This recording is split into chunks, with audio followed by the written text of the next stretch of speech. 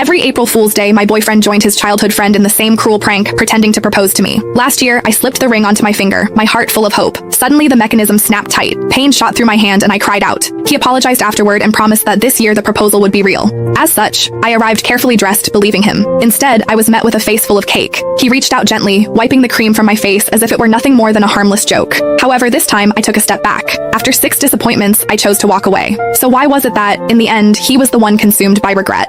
Every year on April Fool's Day, my boyfriend would team up with his childhood best friend to pull the same prank on me. He would pretend to propose. Last year, the two of them laughed like it was the funniest thing in the world, even though my fingers were almost crushed in the process. Later, he apologized and swore that this year would be different. This year, the proposal would be real. As such, when he called me again, sounding urgent and telling me to come to the place where we had our very first date, I believed him. I curled my hair, got my nails done, and spent extra time perfecting my makeup. I picked out a brand new outfit and even drafted the announcement post I was going to share once everything became official. However, the second I stepped through the door, smiling and full of excitement, a thick slab of cake cream slammed straight into my face. Laughter burst out from among the crowd and a girl's voice rang out, bright and smug. I told you Whitney can't take a joke, someone else said. You insisted on calling her. Now look at what's happened. Sylvia huffed and sat on the couch. The mood shifted instantly. The way everyone looked at me turned cold. She was the only girl in their group, the one everyone spoiled. As long as she was unhappy, everyone would rush to comfort her, Nolan included. The first time I met her, she organized a game of truth or dare. When other people got dared, it was just something a little embarrassing. However, when it was my turn, they asked me to do something way out of line in front of everyone. All I said was that it was too much and I did not like it. Sylvia's eyes immediately turned red and she ran out of the room. Everyone ran after her,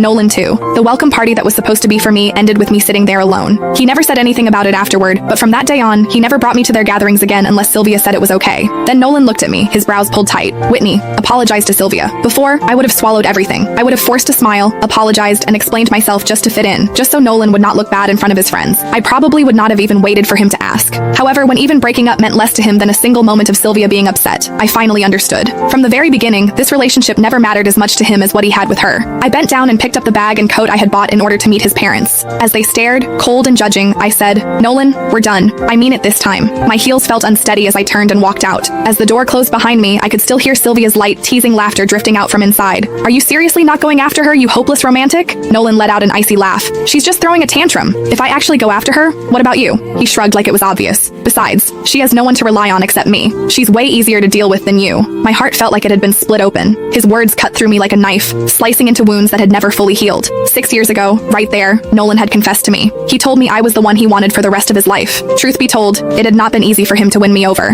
When I was 15, my parents both remarried and started new families of their own. I became the extra piece no one wanted to talk about. I resisted relationships, and I resisted the idea of building a family. I turned him down 5 times. The last time, I was living alone when a stranger started following me. I did not even